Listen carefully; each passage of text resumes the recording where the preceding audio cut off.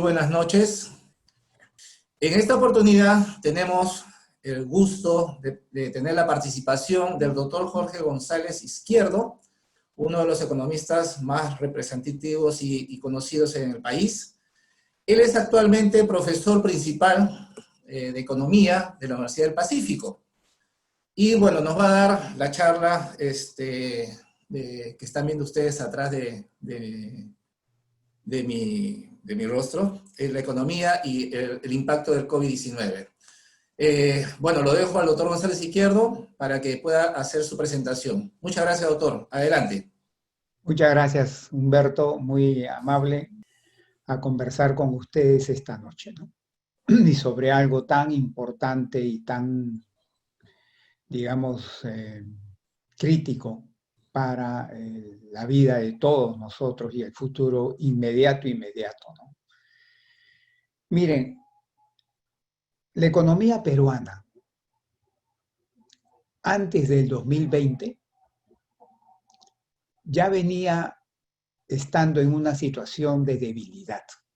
No estaba normal la economía peruana. Por ejemplo, el año 2019, ¿cuánto creció la economía peruana? Creció escasamente 2.1%.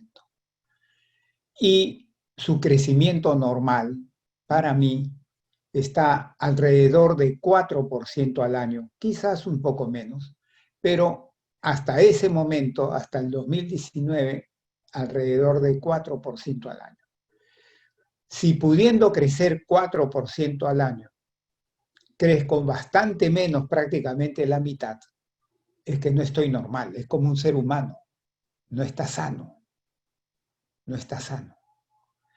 Entonces la economía peruana ya venía desde el año 2014, ya venía sintiendo, experimentando signos de no estar sana la economía peruana. Y en ese contexto es que aparece la pandemia del coronavirus en el Perú en marzo de este año 2020, ¿no? Entonces lo primero que hay que decir es que la economía peruana ya venía débil, no venía sana. Y estando en esa condición de debilidad, ¿por qué? Porque estábamos creciendo debajo de lo normal. En términos técnicos, a lo normal se le llama el crecimiento potencial de la economía. Es un crecimiento que la economía puede alcanzar tranquilamente sin despeinarse, alrededor de 4% al año, quizás un poco menos hasta esa fecha. Sin embargo, el crecimiento, por ejemplo, del año 2019 fue escasamente 2.1 y el promedio 2014-2019 fue 3.0. Estábamos por debajo del crecimiento potencial. Entonces era una economía que no estaba sana. Y en esa condición es que aparece el coronavirus, la pandemia del coronavirus, ¿no? En esa condición. Miren, normalmente las recesiones en el mundo, normalmente, no siempre, pero normalmente, aparecen porque el gasto total de la economía y especialmente el interno se derrumba, baja fuerte. Entonces, si el gasto baja fuerte, obviamente que cae la demanda por productos de las empresas. Entonces, las empresas se encuentran con que ya no venden como antes, venden menos. Y si venden menos, van a tener que producir menos.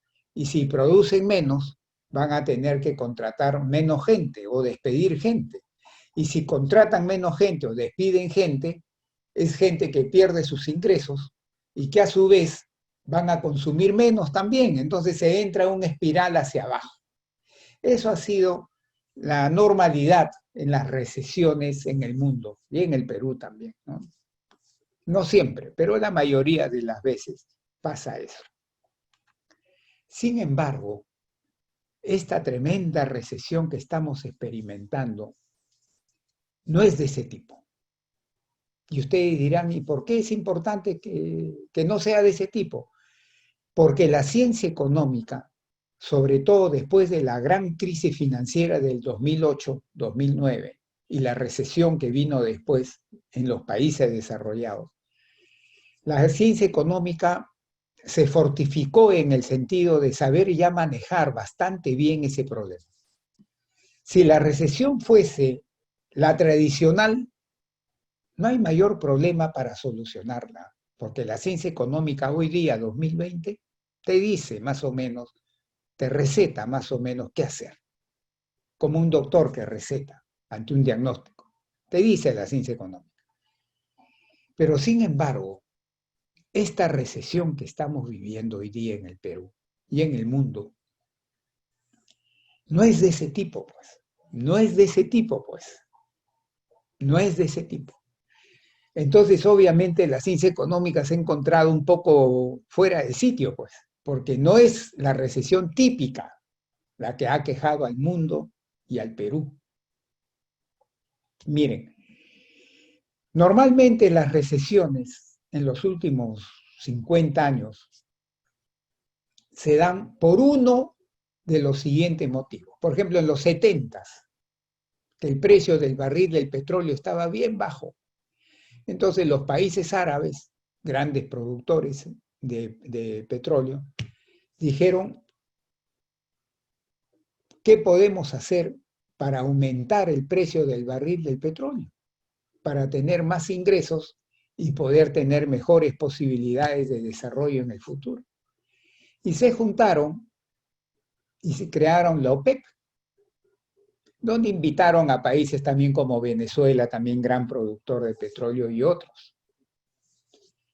Entonces, pero por ejemplo Estados Unidos, Rusia no entraron a eso, ¿no? Fueron básicamente los países árabes, más algunos no árabes.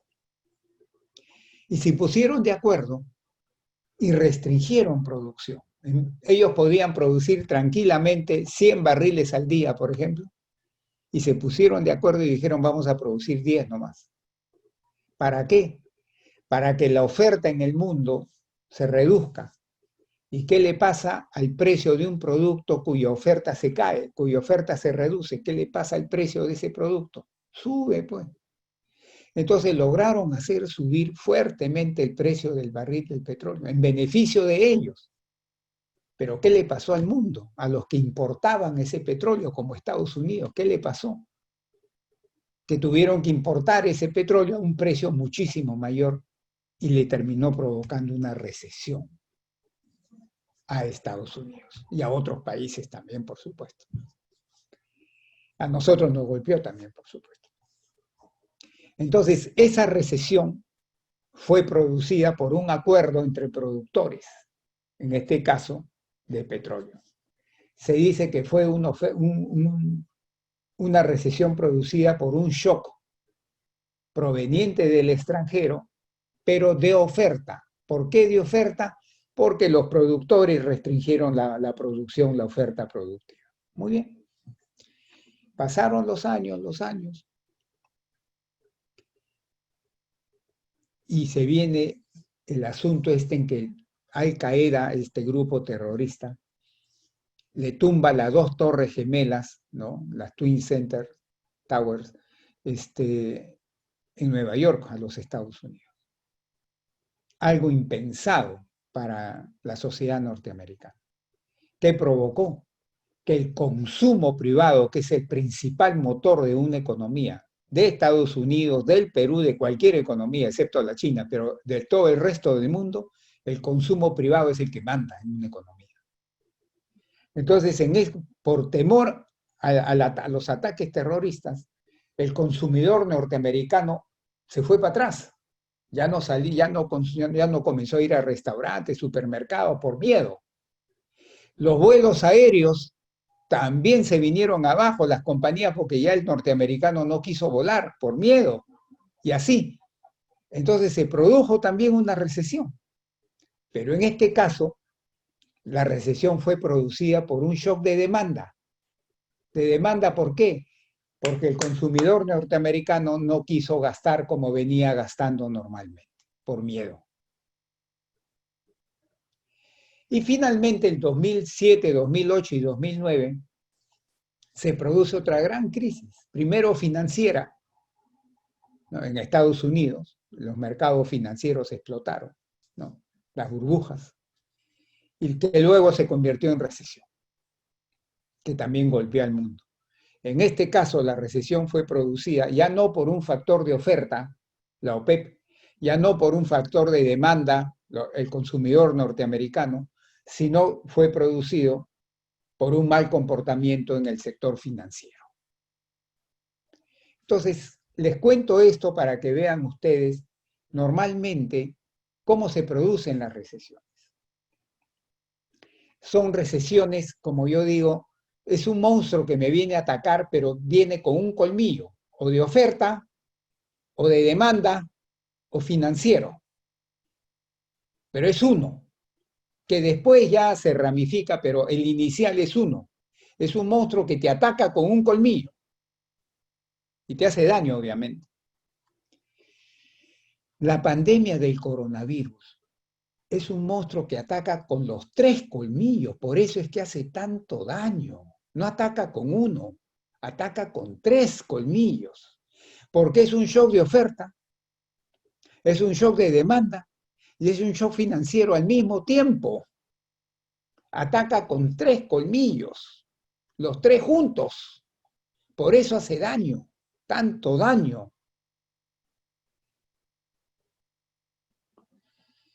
Entonces, la primera idea fuerza que quiero decir, comunicarles a ustedes es por qué está haciendo tanto daño en el mundo la pandemia del coronavirus, diferente a las recesiones anteriores. ¿Por qué?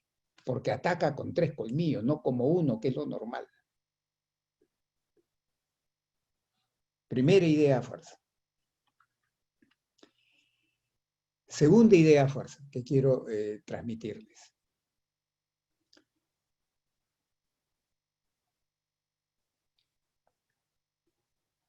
En la pandemia del coronavirus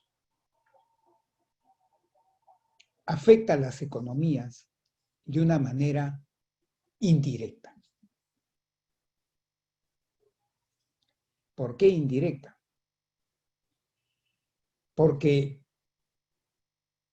a diferencia del caso del OPEP o del caso de la segunda recesión de ejemplo que les puso de la tercera, en la que internamente es o el sector privado o el sector financiero el que falla, ¿no?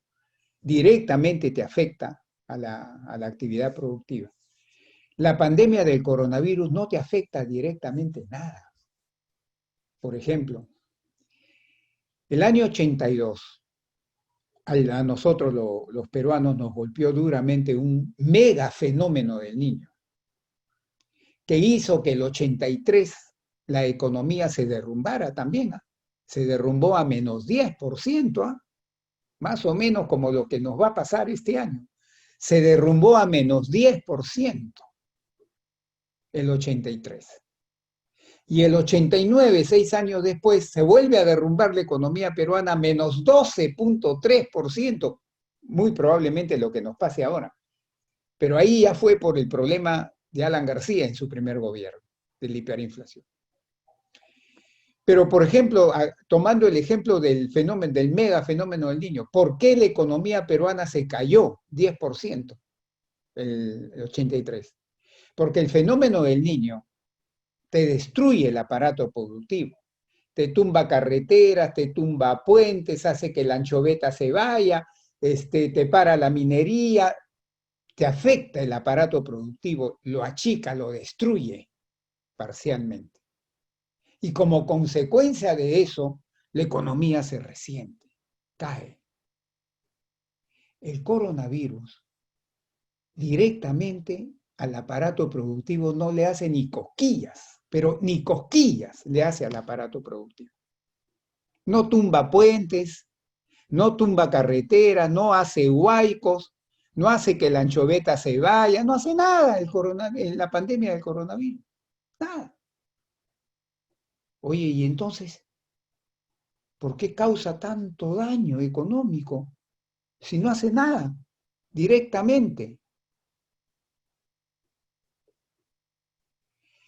Porque sus efectos son indirectos sobre la economía.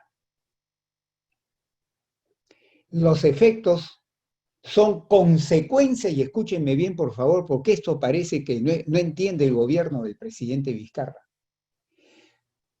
Los efectos negativos sobre la economía son consecuencia de las medidas de salubridad pública que una sociedad toma para defenderse de la pandemia.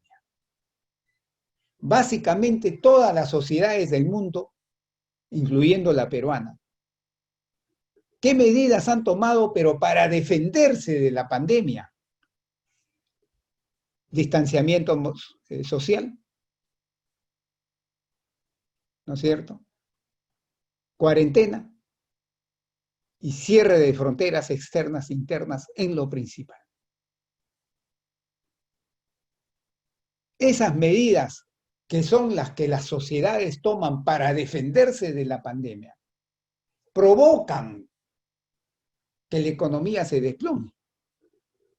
Porque a consecuencia del distanciamiento social, del cierre de la cuarentena, y del cierre de fronteras, es como si a las fábricas se le ordenara que cierre sus puertas y a las casas de los trabajadores se les ordena que cierren sus puertas y no salgan. Entonces, obviamente, las empresas no producen nada, pues. Se cae la economía, pues. Pero no se cae por un efecto directo de la pandemia, sino es la consecuencia de las medidas de salubridad pública que toma la sociedad para tratar de parar a la pandemia. Como consecuencia de eso es que se produce la caída de la producción, el empleo y los salarios, los ingresos. Se produce la recesión, que ya no es producida por un shock de oferta, ni de demanda, ni financiero. No, no, no, no, no, no. Acá no. Acá es la consecuencia de las medidas de protección que una sociedad toma frente a la pandemia. Esa es la segunda idea fuerza que quiero que a ustedes les quede bien clarito. Tercera idea fuerza. A mí hace meses, ya en mayo, me preguntaban, oye, González Izquierdo, ¿y tú crees que el golpe, el daño a la economía peruana va a ser un gran daño, un daño más o menos mediano o un daño pequeño? ¿De qué depende el daño a la economía peruana? Entonces, esa pregunta normalmente el gobierno, la gente del Banco Central, del Ministerio de Economía y Finanzas, de algunas entidades privadas, de algunos research departments, de algunos bancos, te contestan pues con modelos econométricos, te sacan 4 variables, 5, 6 variables para explicar o tratar de dar respuesta a esa pregunta. ¿El costo va a ser un costo grande, mediano o pequeño? Cuando a mí me preguntaban eso en mayo, yo decía en lo principal, y lo sigo sosteniendo hasta el día de hoy, agosto, yo decía en lo principal de un solo factor. ¿Cómo? Me decían, oye, tú estás loco, González Izquierdo, ¿qué te pasa? ¿Cómo? ¿De uno nomás? Sí, pero mucha gente dice de 4, 5, 6. No, no, no, yo digo de uno nomás. En lo fundamental, uno. ¿Y cuál es eso? ¿Cuál es ese factor, González Izquierdo? La duración de la pandemia. La duración de la pandemia, la duración de la pandemia. Si la pandemia dura mucho tiempo, el costo crece, porque las medidas que la sociedad toma para defenderse siguen. Si la pandemia dura poco tiempo, el costo es menor, porque las medidas que la sociedad toma para defenderte se levantan. Entonces, ¿de qué depende que el costo económico de la pandemia sea un costo grande, mediano, pequeño? De la duración de la pandemia. Bien clarito. Que parece que este gobierno tampoco quiere entender eso. Y cuando contestaba así, me hacían inmediatamente la otra pregunta. Oye, González Izquierdo, ¿y de qué depende la duración de la pandemia? Tú dices que dure 3 meses, 4 meses, 5 meses, 10 meses, o que dure un mes y medio. ¿De qué depende? Y otra vez contestaba yo, en lo fundamental de un solo factor. ¿Cómo me decían? ¿Otra vez vienes con un solo factor? Sí, con un solo factor. ¿Y cuál es ese factor? Yo respondí así, de la calidad de la respuesta del sistema público de salud. Si la respuesta del sistema público de salud es una respuesta deficiente, con vacíos, con fallas, la duración va a ser mayor. Si la respuesta del sistema público de salud va a ser una respuesta eficiente, la duración de la pandemia va a ser menor y con ello el costo.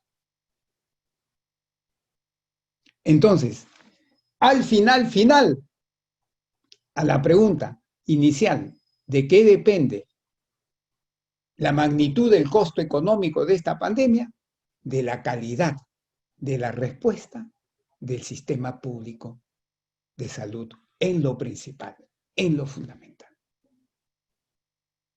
¿Y qué nos ha dicho la experiencia peruana hasta el día de hoy? Que esta respuesta ha sido claramente insatisfactoria. Por eso es que nos fuimos prácticamente a 3 meses, 3 semanas de medidas restrictivas, entre ellas la cuarentena. Y con ello aumentó el costo económico y social, por supuesto. Ah, caramba, así es, sí. Así es como veo yo las cosas. Entonces, esa es la tercera idea fuerza que quiero que tengan bien clarito ustedes también. Vayamos a la cuarta idea fuerza. Oye, González Izquierdo, bueno, ya hiciste el diagnóstico, pero ¿y la receta? Para que no te quedes pues en el puro diagnóstico. Bueno, yo contestaba así, bueno, vamos a ver. Voy a poner este ejemplo. Ese es como si una persona, está yo en mi casa y, por ejemplo, una persona, ¡boom!, pierde el conocimiento. De improviso. ¿Qué hace la familia? Se asusta, agarra y lo lleva a un hospital y lo pasa por emergencia. Entra emergencia y los médicos intensivistas, emergencistas, lo que tienen que hacer en ese momento es estabilizar de sus funciones básicas, que no se vaya a morir el paciente. Y si es de gravedad, lo meterán a UCI, en fin, bueno. Hay una fase de emergencia. Cuando lo sacan de esa fase de emergencia, ya lo estabilizaron todo y lo pasan a sala, recién empieza la fase de recuperación, en donde ya le han diagnosticado qué tenía y lo comienzan a tratar. Y en esa fase de recuperación llega hasta que le den de alta. Algo similar ocurre con las economías a consecuencia de la pandemia. Cuando la sociedad toma sus medidas para enfrentarse a la pandemia, el distanciamiento social, la cuarentena, el cierre de fronteras externo e interno, etc., la economía se derrumba. Entra a una fase de emergencia. Porque se derrumba la economía, se derrumba el empleo y se cae drásticamente los ingresos de la gente. Entra una fase de emergencia. En esa fase de emergencia, como en el caso de la persona, los intensivistas, los emergencistas, tienen que tomar las medidas para estabilizarlo. En economía es algo similar. También hay emergencistas en economía. También hay. Se llama política fiscal, que es lo que hace el Ministerio de Economía y Finanzas, y política monetaria y financiera, que es lo que hace el Banco Central de Reserva del Perú. Entonces, en esta etapa de emergencia, yo postulé 3 objetivos tenían que mantenerse. Primero, Evitar a toda costa quiebra masiva de empresas, sobre todo de micro y pequeñas y medianas empresas. Porque si quiebran muchas empresas, la recuperación va a ser bastante más difícil. Segundo objetivo, evitar que el ingreso de las familias se vaya a cero, sobre todo del amplísimo sector de trabajadores independientes informales, que no se vaya a cero. Y tercer objetivo, que había que mantener a toda costa, que el sistema financiero siga funcionando y siga dando crédito al sector privado. Esos tres objetivos eran los que había que mantener en esta fase de emergencia. Y si ustedes miran, analizan lo que hizo el gobierno y el Banco Central, está en función de los tres objetivos. Cuando el gobierno dijo, oye, voy a dar un subsidio de 35% a la planilla de las empresas, hasta un máximo de sueldo, pero bueno, para evitar que despidan gente. ¿Qué estaba tratando de evitar con esa medida el gobierno? Quiebra de empresas y despido de gente. Cuando el Banco Central de Reserva saca sus líneas para financiar Reactiva 1 y Reactiva 2 con garantía del MEF, del gobierno, ¿qué estaba tratando de evitar? Que quiebren las empresas y robustecer al sector financiero porque le estaba dando liquidez. Con los famosos bonos, el bono 1, el bono 2, el bono 3, el bono 4, ¿qué objetivo se quería conseguir? Que el ingreso de la familia no se desplome. Con la medida de permitirle que saquen una parte de la CTS y saquen una parte de las AFPs, ¿qué se estaba buscando? Darle ingreso a las familias para que su ingreso no se desplome. Entonces, todas esas medidas estaban orientadas a evitar que el paciente muera. Yo lo llamo control de daños. Era una política económica, monetaria y fiscal para controlar daños, para evitar daños, para remediar daños.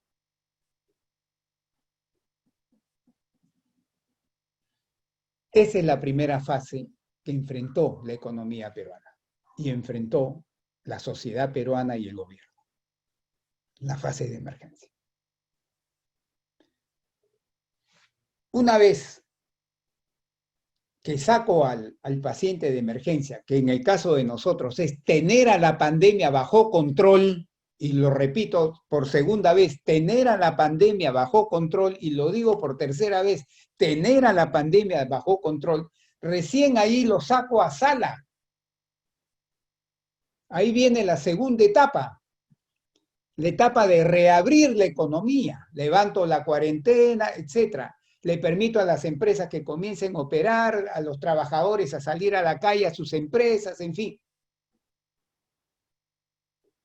Viene la reapertura de la economía, pero teniendo bajo control a la pandemia. Reabro la economía. Y una vez el gobierno dijo, voy a tener 4 fases para reabrir la economía, dijo. Mayo, junio, julio, agosto. Primera fase, segunda, tercera y cuarta fase.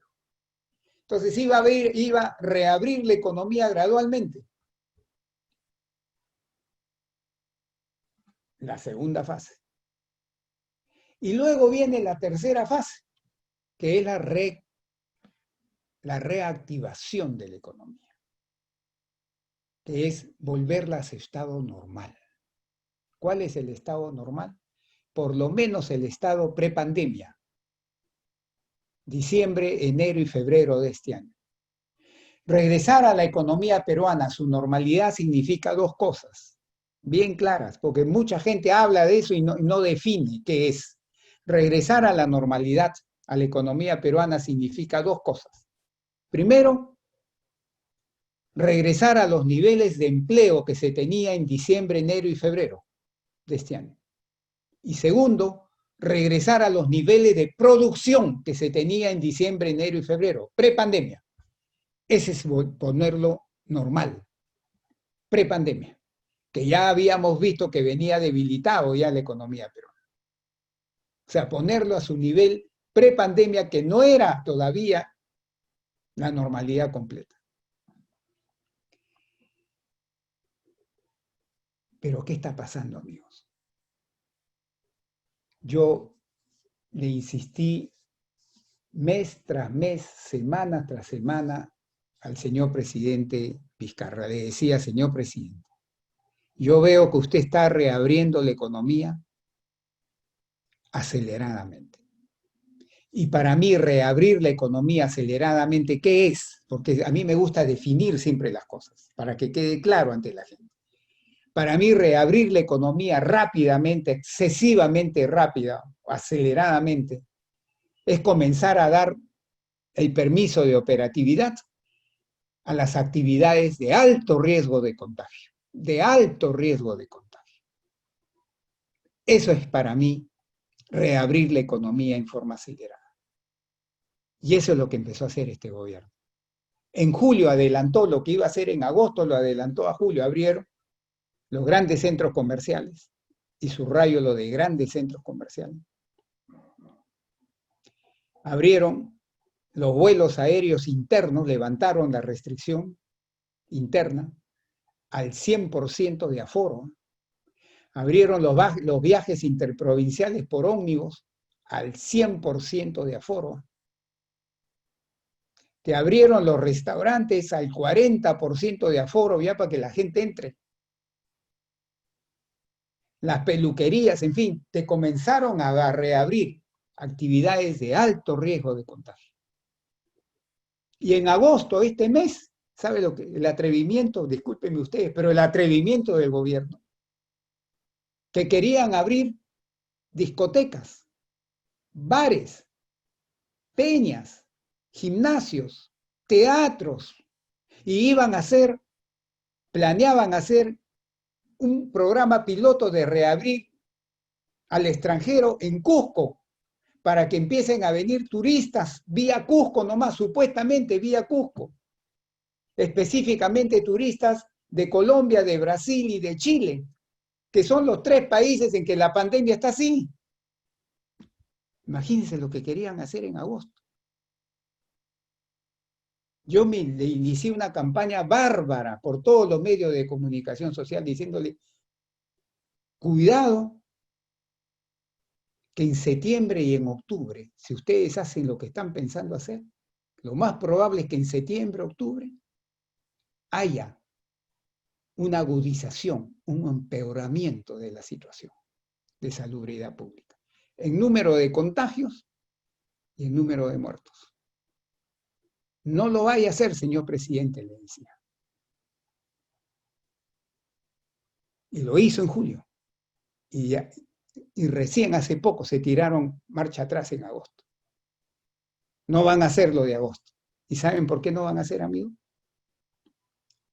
Porque 15 regiones,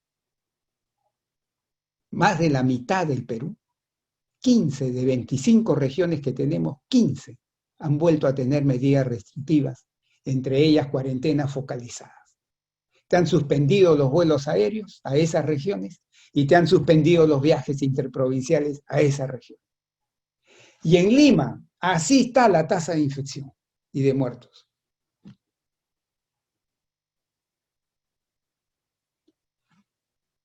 Las ganancias que pudo haber conseguido el gobierno en mayo, junio, julio, por reabrir rápidamente la economía, las está retrocediendo ahora en agosto, septiembre.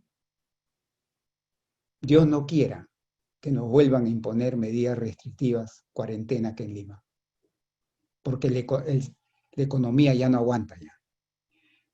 La economía de las familias ya están muy golpeadas. El mismo gobierno, su caja fiscal ya está bien gastado. Bien gastado ya está. Las empresas están bien débiles. Ese es el peligro de reabrir rápidamente e inconvenientemente rápido la economía. La actual ministra de Salud, la doctora Macetti, ha dicho, es normal que suba la tasa de contagio porque estamos reabriendo la economía. Yo salí públicamente y le dije, no, con todo respeto, señora, le dije, no es así. Porque otros países lo están haciendo y no se produce eso. Esto se está produciendo por haber reabierto inconvenientemente rápida la economía, haber reabierto las actividades de alto riesgo de contagio. ¿Se acuerda que permitieron, como entre aplausos, dijeron que los niños tienen una hora, creo a la semana o al mes, no me acuerdo bien, para que salgan con sus papás a jugar a los jardines? ¿Saben? Salud hace como 10 días sacó un comunicado diciendo que la tasa de contagio en los niños había disparado, había subido fuertemente. Con esta pandemia no te puedes jugar, no te puedes descuidar. Yo entiendo la presión, yo soy economista, pero cuando a mí me preguntan y me dicen, oye, González Izquierdo, pero ¿qué hacemos pues si la gente no tiene para comer? Oye, tú eres economista, ¿por qué? Mira lo que estás diciendo, no le digo. Yo digo, el comportamiento futuro de la economía peruana va a depender de dos factores. Dos. En primer lugar, y en ese orden de importancia, y de lejos el principal, va a depender del desarrollo de la pandemia. Si la ponemos bajo control o no la ponemos bajo control, hasta que salga la vacuna, por supuesto. Y segundo factor, bien abajo de la política económica ya hecha y la que voy a hacer de ahora en adelante. De esos dos factores va a depender el comportamiento futuro de la economía peruana. Pero primero, de cómo se va a desarrollar la pandemia. Yo siendo economista lo digo, porque ya el Perú no aguanta una segunda toma de medidas restrictivas fuertes cuando se agudice el problema de la pandemia. Ya no aguantamos. Sería muy grave eso. Entonces, yo creo pues que mi análisis que hago hasta hoy día, agosto, es que la respuesta del gobierno ha sido insatisfactoria, tanto a nivel epidemiológico como a nivel económico también. En economía se han cometido graves errores en la conducción de la política económica peruana. Como consecuencia de eso, amigos, es probable, y escúchenme bien, es probable que el Perú este año experimente una caída económica, una recesión de tal magnitud, que sea quizás la número 1 en el mundo. Fíjense lo que le estoy diciendo. Ojalá que no se cumpla, por favor. Pero podría ser esa, la número 1 en el mundo. Porque se cometieron errores en el nivel epidemiológico y en el manejo de la política económica.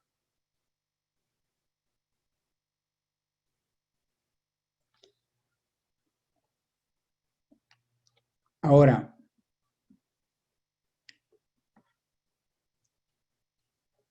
¿qué es lo que está pasando hoy día? Yo les dije que hay 3 fases, ¿no? La fase de emergencia, que solamente yo la encuentro superada cuando pongo bajo control a la pandemia. No le definí qué cosa es poner bajo control a la pandemia. Yo no soy experto en salud, pero me he tomado el trabajo de leerme un buen número de papers, ¿no?, a nivel mundial, de modelos en que se han combinado variables de salud con variables económicas. Se les llaman modelos híbridos, que antes no existían los modelos híbridos, porque los modelos de salud ni miraban a los modelos económicos y los modelos económicos ni miraban a los modelos de salud. Pero a raíz de la pandemia han hecho esto. Y están saliendo un gran número de modelos híbridos. Y el consenso que hay es que se dice, poner bajo control a la pandemia es cuando ocurren 3 cosas. Primero, el factor R. ¿Saben lo que es el factor R? Ustedes son médicos, ¿no? Que es lo que cuando una persona, cuántas otras personas más contagia. El factor R debe estar debajo de 1, mejor si está en 0.75 o menos, pero debajo de 1. Más de 1, no, peligroso. Segundo, que en los últimos 14 días la tasa de contagio haya bajado, pero bajado uno tras otro. O sea, no un día intercalado, sino días consecutivos. La tasa de contagio y de muertes que tenga ese comportamiento. Y tercero, el tercer indicador de que se tiene bajo control a la pandemia, es que salga un tratamiento aceptado, digamos, para curar, o no curar, sino por lo menos salvar vidas. Resulta, amigos, yo acabo de la semana pasada tuve acceso a una información del mismo gobierno. Solamente 4 regiones tienen R debajo 1. Todo el resto de regiones tienen R mayor a 1. Y Lima era una de esas 4. Hoy día Lima está en 1, bueno, hasta la semana pasada estaba en 1.09 de R. Volvió a pasar el 1. Por eso es que estamos teniendo las tasas de contagio que estamos viendo ahora. Volvió a pasar el R, el 1. Segundo, estamos viendo de que la tasa de contagio y de muerte está bajando día tras día durante 14 días seguidos. Está subiendo. Entonces, no está bajo control, pues, la pandemia. Y así se pasó a la reapertura de la economía inconvenientemente a una velocidad inconveniente. Ya saben ustedes cómo defino yo inconveniente. Aperturar las actividades de alto riesgo de contagio. Cuando uno reapertura la economía, es como si yo gráficamente lo pongo así, es como si yo abriera las puertas de una fábrica. Y la fábrica, de estar produciendo 0, pasa a producir algo, pues. Algo, pues, ¿no es cierto? Entonces crece la producción. Y crece fuerte en términos porcentuales. Por ejemplo, amigos, si yo tengo 1 kilo de papa, y paso a producir 2 kilos de papa, hay 1 kilo de papa más, no más, no hay más. Pero en términos porcentuales, ¿cuánto creció la producción de papa? De 1 a 2, ¿cuánto creció? 100%. Pero, ¿cuántos kilos de papa más hay en el mercado? 1, que no ayuda mucho al bienestar de la familia. Pero en porcentaje, 100%. Impresiona. Entonces, ¿qué está sucediendo? Como están reabriendo la economía partiendo de 0, desde mayo que empezaron a reabrir, mayo la economía creció un poquito frente a abril, junio va a crecer otro poco frente a mayo, julio va a seguramente crecer frente a junio, agosto va a crecer frente a julio y septiembre va a crecer frente a agosto. Pero eso el gobierno lo está presentando como reactivación. No, eso se llama rebote. Rebote. Es como si yo tuviera una pelota a la altura de mi cara y la suelto. La pelota cae, choca en el suelo y va a rebotar, pero rebotará a la altura de mi cintura o de mis rodillas. No rebota más. O sea, no llega a la posición inicial. Ese es un rebote que te puede durar mayo, junio, julio, agosto, septiembre, mientras estás abriendo la economía de a pocos. Pero una vez que ya la economía la pones, ya la abriste al aparato productivo ya al 100%, ya si tú quieres que la pelota vuelva a la posición inicial prepandemia, tienes que agarrar a la pelota y subirla con las 2 manos. Las dos manos ya es la política monetaria y fiscal que tienes que hacer. Ahí recién para reactivar la economía. Lo que estamos viendo ahora es rebote. En términos técnicos se llama recuperación. Pero reactivación es algo diferente. Reactivación es que la pelota regrese a la altura de mi cara, la posición inicial. El rebote me llega a la rodilla o a la cintura, no va más. Lo que estamos teniendo ahora es rebote, no reactivación. Eso es lo que le dije claramente a la señorita ministra de Economía cuando salió a decir que ya estamos reactivando fuertemente la economía. No, es rebote. Es recuperación de una situación de cero de producción. Y reactivación, ¿qué es? Es regresar, como ya se lo definí, a los niveles prepandemia en empleo, sobre todo permanente, y producción, a lo que teníamos antes de marzo. Pero acá viene un tema. ¿Cuál? El siguiente. Que cuando yo le doy permiso a una, por ejemplo, yo soy un pequeño empresario que tenía 4 máquinas de hacer zapatos y tenía 4 operarios, 1 por máquina. Y a mí mi demanda, ¿no? Mis pedidos semanales eran 100 pares de zapatos. Bueno, yo ya me había acostumbrado a ese ritmo, entonces con mis 4 máquinas y mis 4 operarios producía los 100 pares de zapatos para venderlos todas las semanas. Muy bien. En eso viene el gobierno y cuarentena y me cierra mi taller. Me voy a mi casa, mis trabajadores se van a su casa, las máquinas dejan de producir. Pero ahí están las máquinas, ¿eh? No se han destruido, el coronavirus no las ha destruido, ahí están. Cuando me reabren mi taller, vuelvo. Pero yo digo, oye, ¿y ahora cuánto voy a producir? Voy a producir otra vez 100 pares de zapatos. O más o menos. ¿Quién me va a decir? No va a ser el Estado el que me va a decir, porque no somos una economía estatista. Somos una economía de mercado. ¿Quién me va a decir?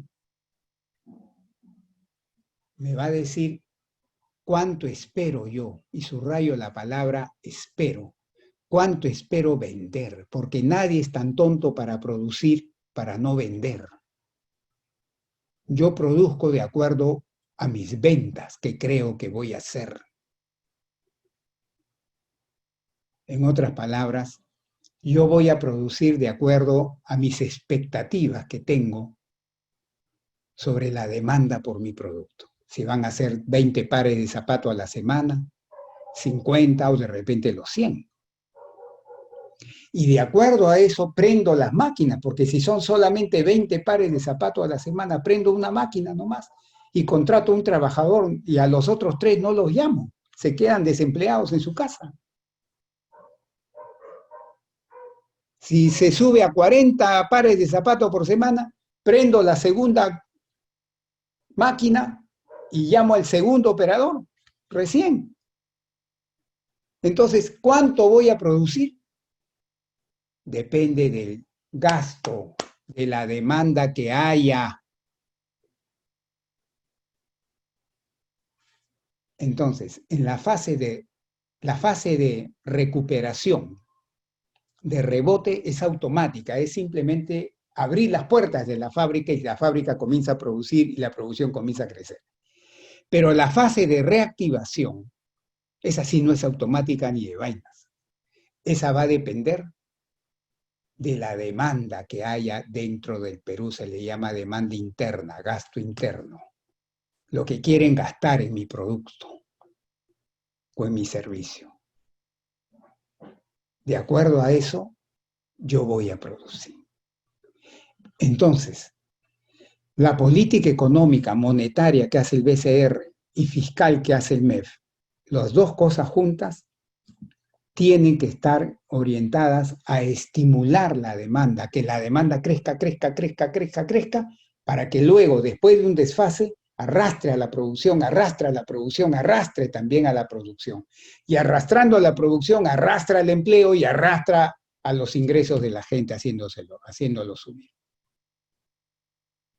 Entonces, en la fase de reactivación tengo que estimular a la demanda interna. Oye, González Izquierdo, tú hablas bonito, demanda interna, pero ¿cómo se come eso? ¿Qué es eso? A ver, dime, ¿qué es eso? Yo lo voy a decir claramente, a mí me gusta hablar muy claramente las cosas. Estimular la demanda interna, el gasto interno, es fundamentalmente, no únicamente, pero sí fundamentalmente, estimular el gasto privado de nosotros, las empresas y los consumidores, las familias, privadas, no gobierno, no, privadas. ¿Y el gasto privado qué es? Dos cosas. Consumo, esto, e inversión privada, los dos. ¿Saben cuánto pesa el consumo privado? 65% de la economía. Acá en el Perú, quien manda es el consumo de nosotros, los privados, no del gobierno. Mucha gente cree que el gobierno es el que manda en la economía, están bien equivocados. El gasto privado es el que manda, el sector privado es el que manda. El consumo, solo el consumo, es 65% de la economía. ¿Y la inversión saben cuánto es? ¿Saben cuánto es? 20% de la economía. Si sumamos los dos, el gasto privado es el 85%. Entonces hay que estimular el gasto privado. Y ahí falló el gobierno. Porque no ha dado suficiente ingreso a las familias que se quedaron sin ingreso durante 3 meses y 3 semanas. Se comieron sus ahorros y ellos se endeudaron. Recién ahora está haciendo unos bonos. Entonces el consumo privado está afectado. La inversión privada ante tanta incertidumbre, sobre todo si va a rebrotar o no va a rebrotar la pandemia en el futuro, también la inversión privada está complicada. Pero el gobierno, para eso es gobierno, tiene que crear, ser creativo para ver cómo incentivo el gasto privado. Yo creo que en el proceso de recuperación, de rebote, nos va a tomar todo este año, amigos. Este año no vamos a salir de la recesión. El año 2020 va a ser de una recesión profunda. Yo estimo un crecimiento para la economía peruana entre -6 a -12%. Pero ahora que están ya volviendo a tomar marcha atrás, a partir de agosto están tomando marcha atrás ya porque 15 regiones ya están con medidas restrictivas otra vez, con cuarentena focalizada ya pararon los vuelos, los viajes interprovinciales, eso afecta a la economía. Ya con eso de repente mi 12%, mi -12 se está quedando cortito, De repente vamos a estar por encima de -12% este año. Una caída bárbara.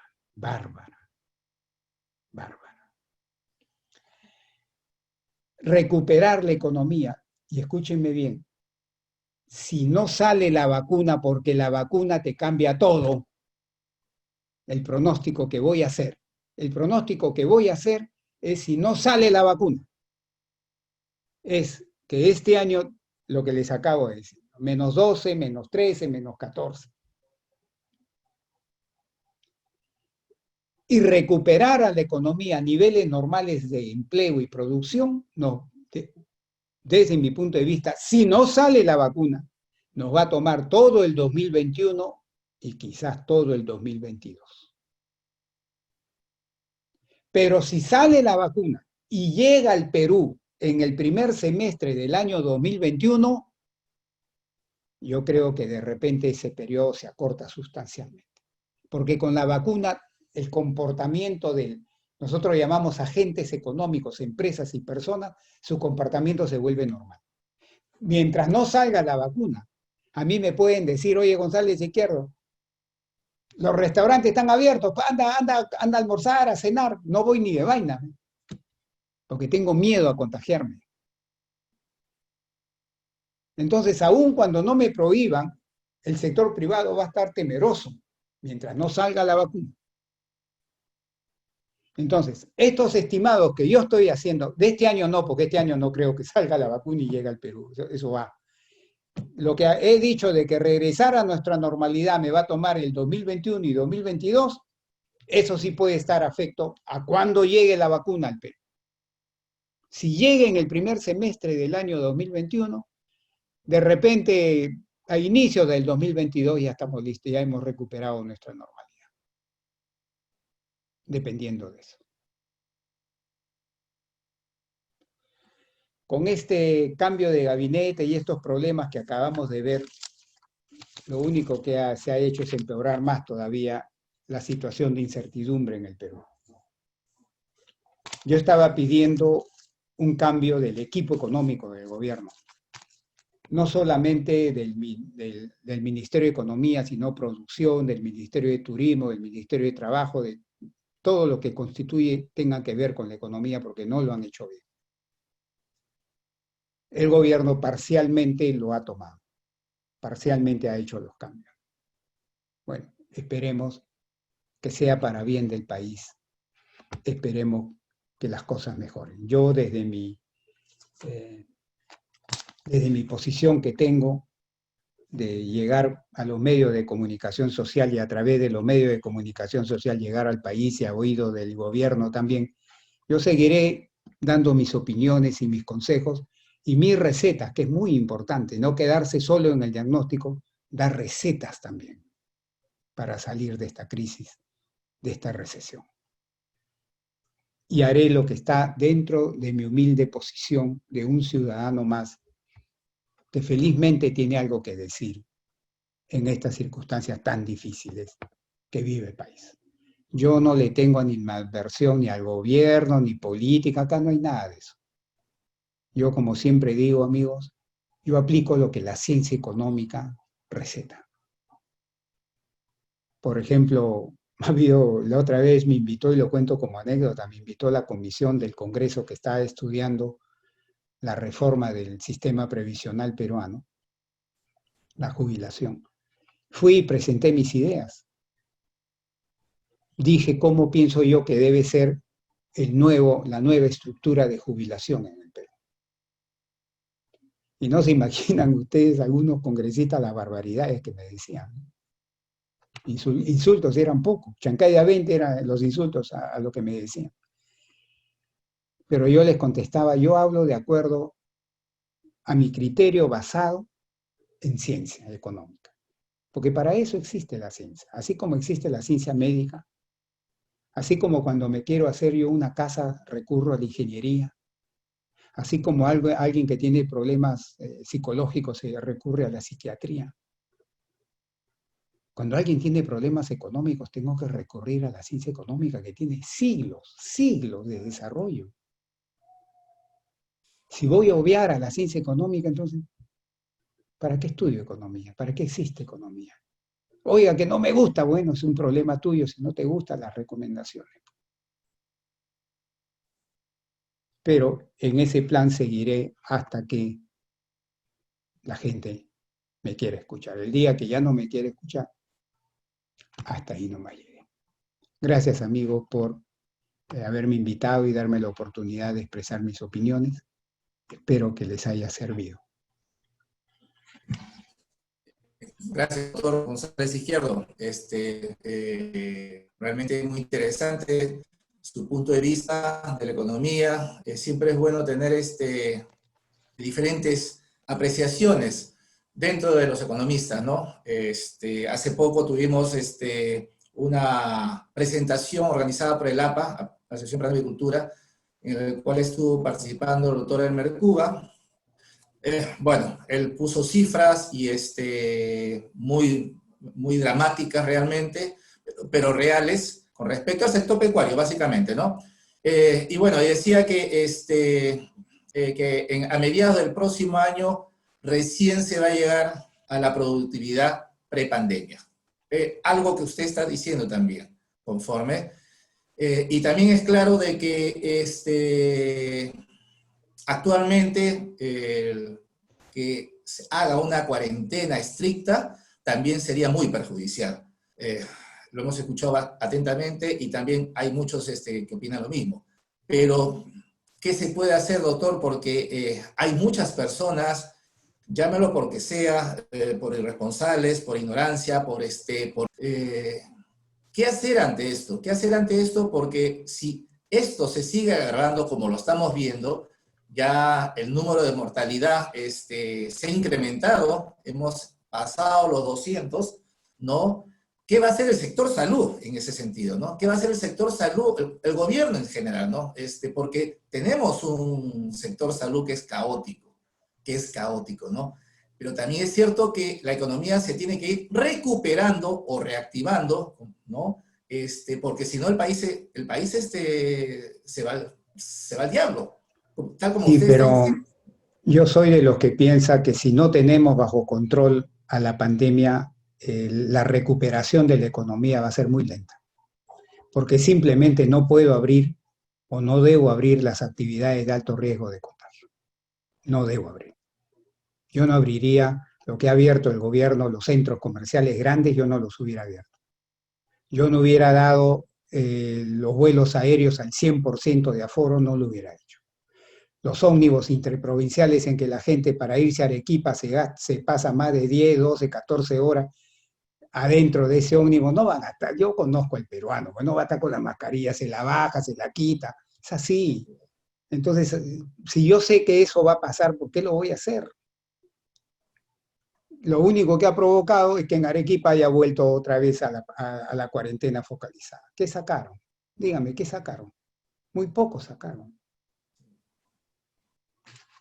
Bueno, doctor, también, bueno, hay muchas preguntas. Yo sé que tenemos poco tiempo, Voy a hacerle algunas cuantas preguntas nada más, ¿no? Bueno, usted sabe que estamos en la industria avícola, ¿no? Que tiene el 90% de costos en dólares y vendemos en soles, un producto de primera necesidad que es el pollo, el huevo. ¿Qué pasará con el tipo de cambio mientras no salga la vacuna o que salga en China, Occidente, donde sea, ¿no? No, ¿Cómo, el tipo de cambio el año pasado y sobre todo este año está subiendo, ¿no? Está teniendo una devaluación del orden del 6%, que es una alta devaluación. Y además, y escúchenme bien lo que les voy a decir, además, el equilibrio macroeconómico exige, hoy exige que el tipo de cambio suba. Eso va a tener que darse, ya se está dando, ya se está dando, ¿no?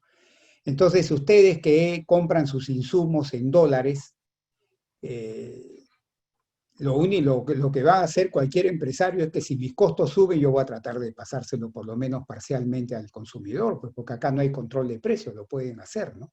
De esa forma, resarcirse.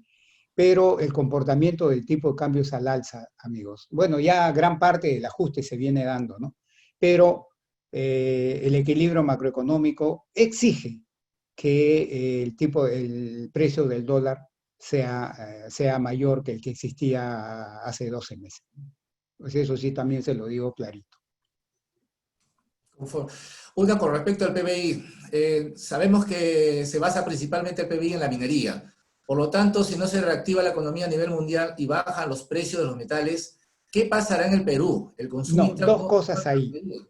Mire, el sector servicios, ¿saben cuánto pesa de la economía? 50%. El Ah, sector minería puro te pesa 11%.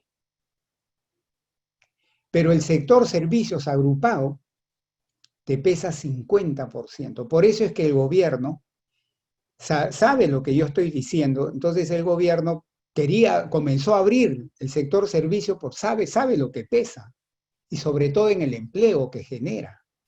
Restaurantes, todo turismo, el empleo que genera. Entonces comenzó a reabrir esos sectores, pero son lamentablemente sectores de alto riesgo de contagio.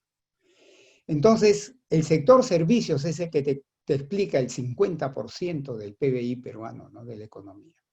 La minería te pesa 11% y la industria te pesa 14%.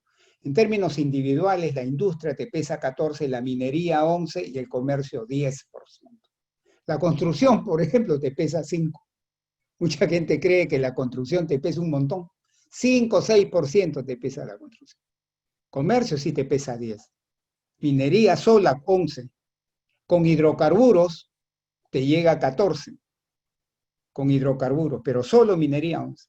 Y ahora con respecto al precio del cobre y del oro, gracias a Dios que se ha recuperado, ya está encima del valor de enero, el cobre y el oro. Y eso nos está beneficiando mucho, es decir, el golpe proveniente de afuera, que hasta hace 6 meses se pensaba que iba a ser bien negativo, no es tan negativo. Porque el golpe proveniente de afuera venía a 2 cachetes.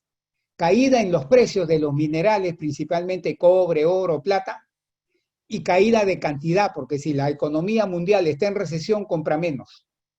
Entonces íbamos en minería, que es su pregunta, íbamos a vender menos y a menor precio, nos iba a golpear muy fuertemente. Pero dado que China ya empezó a crecer fuertemente otra vez, el precio del cobre ha subido bastante, ya superó el nivel de enero, está bastante bien el precio del cobre. Y el precio del oro está batiendo récord. Sí, Y la sí, plata también está comenzando a recuperarse. O sea, por el lado de este cachete nos está yendo muy bien.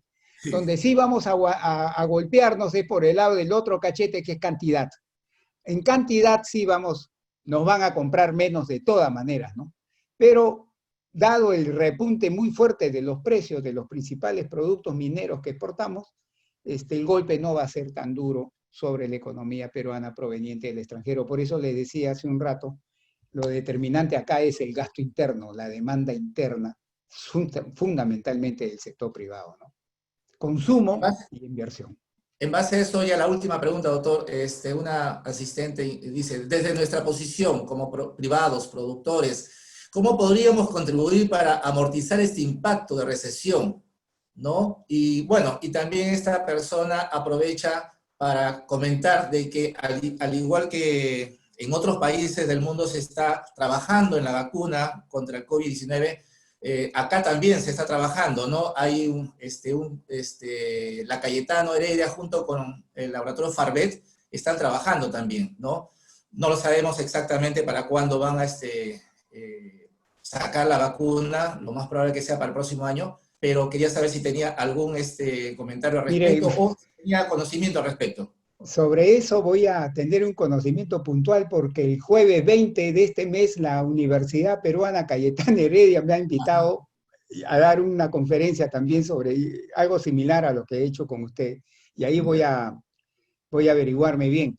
Pero a nivel mundial tengo bastante conocimiento sobre ese tema. A nivel mundial, mire, lo de Rusia hay que dejarlo un poco de lado porque Estados Unidos y la OMS, la Organización Mundial de la Salud, como que no le da mucha credibilidad a los anuncios de Rusia, que ya está ahora probándola y en octubre masivamente va a inyectar vacunas en su población. Eso la OMS y Estados Unidos no le da mucha credibilidad. Lo que se está hablando sí es que en el primer semestre del año 2021 es bien posible, bien probable que la vacuna ya esté. Por lo menos la de la Universidad de Oxford, que está con el laboratorio AstraZeneca, creo que es el nombre, ¿no? Ah, Con el laboratorio, esa está bien adelantada y se estima que en el primer semestre ya esté en el mercado, pero luego viene el problema de la producción, pues porque imagínense, en el mundo somos 7.000 millones de personas. Entonces, imagínense usted la cantidad de producción que va a tener que haber, porque todo el mundo se va a tener que vacunar, porque la pandemia es mundial, ¿no? Por definición. Entonces, ya va a depender de los gobiernos de cada país cómo hacen para que estén en la fila de adelante, digamos, a la hora que comienza a distribuirse la vacuna, ¿no? Pero yo, en el caso peruano, mis estimaciones son que en el mejor de los casos, en el primer semestre del 2021, podría estar acá la vacuna para normalizar el comportamiento de la economía peruana. Y quiero darles un último dato que el INEI acaba de sacar. de que en el mes de mayo, que es la última cifra oficial que se tiene, el sector pecuario se contrajo, ¿eh? El crecimiento solo del sector pecuario fue menos 1,15. Así es.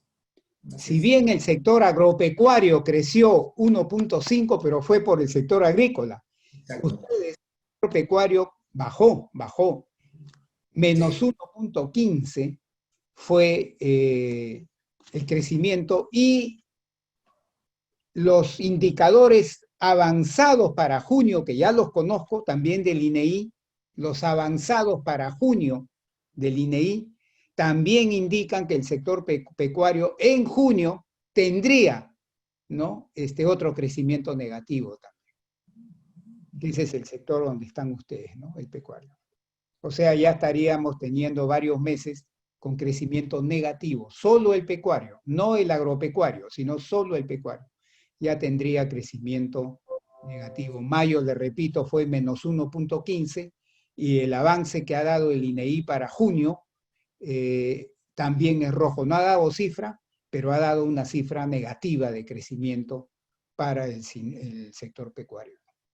Es conforme, estamos al tanto de esto, doctor, ¿no? O sea, nosotros que estamos en este sector avícola, ¿no? Y hemos pasado por unas etapas muy críticas, donde ha habido bastantes pérdidas, ¿no?, económicas, y bueno, también de salud también, ¿no? Muchas empresas avícolas han pasado también por etapas en que han enfermos, y algunos casos fallecidos también, ¿no? Entonces, ¿cuál es la recomendación para el sector pecuario, ¿no?, sobre todo la parte avícola, para nosotros podamos apoyar también a minorar la Mire, recesión, lo ¿no? que pasa es que ustedes, la única forma de aliviar la recesión que estamos pasando es producir más y Ok. emplear más gente. Esa es la única forma. No hay no hay receta mágica, es muy simple. Para contribuir a disminuir la recesión y el desempleo es aumentar producción, porque aumentando producción a partir de cierto límite, cierto nivel, aumento empleo también.